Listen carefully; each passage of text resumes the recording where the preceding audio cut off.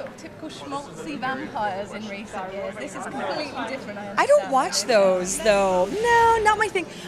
This is, I mean, it's funny for people to even say that it's I mean, because it is, I understand why they say it, but for me, when I think about Priest, or I've seen the footage that I've seen of it, it's just a terrifying threat, whatever that may be, whether it be the government or environmental disaster or a vampire. It could be anything in this film. It happens to be these terrifyingly massive creatures.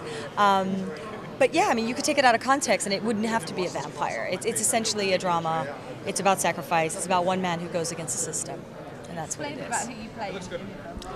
I play Priestess, the only female priest in the film, and her background really with Paul's character and Carl's character is that they were found by the church at a young age. They were born with heightened abilities that the church felt would be necessary for them. And so they basically took them and they trained them as the protectors of the church and these cities where all the populations now live in this post-apocalyptic world.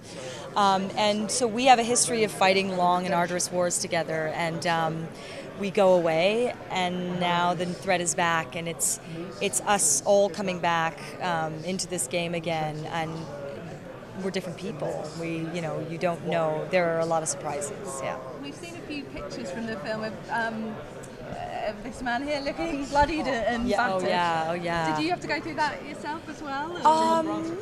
Priestess is pretty damn smooth, I have to say. She doesn't get beat up as much.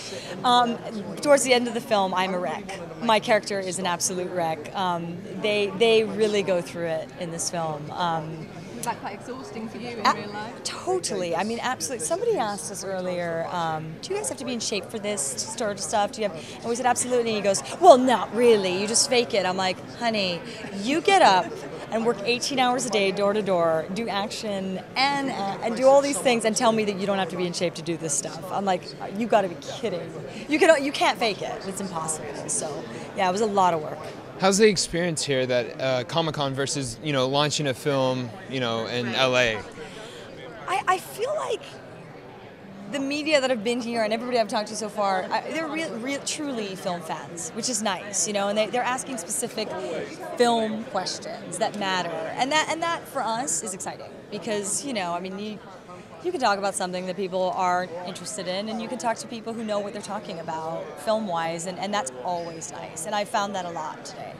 And what about the fans around here? Because it's like you said, it's like fans of the thing instead of just Hollywood types that are caring what you're wearing. Right, which is cool because there's an honesty about this whole area right now where it's like where the geeks come and they're all accepted and no one's making fun of them, and it's all very cool to be here and like this stuff, and that's so cool to me.